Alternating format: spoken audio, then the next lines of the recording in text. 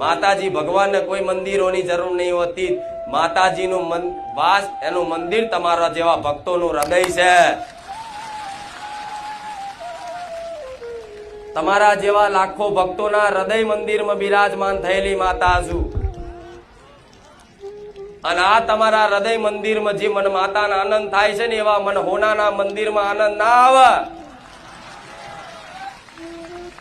મોટા ઘુમ્મટ વાળા મંદિરમાં મન માતાના આનંદ ના આવે.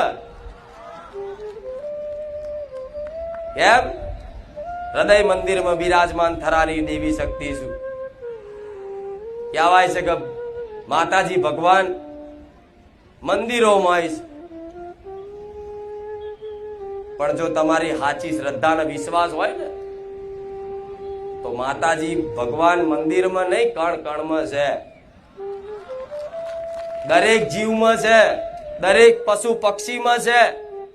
જો તમે ભાવના કરો તો ભગવાન પ્રગટ થાય, જો તો માતાજી પ્રગટ થાય.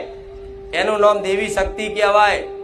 આ તો મંદિર તો એટલે બનાવવામાં આવે છે કે આવા લાખો ભાવિક ભક્તોને એક આસ્થાનું કેન્દ્ર બને અને લોકો આ મનોકામના પૂર્ણ કરે, એમનું મન એકાગ્ર કરવા માટે, મન કેન્દ્રિત કરવા માટે.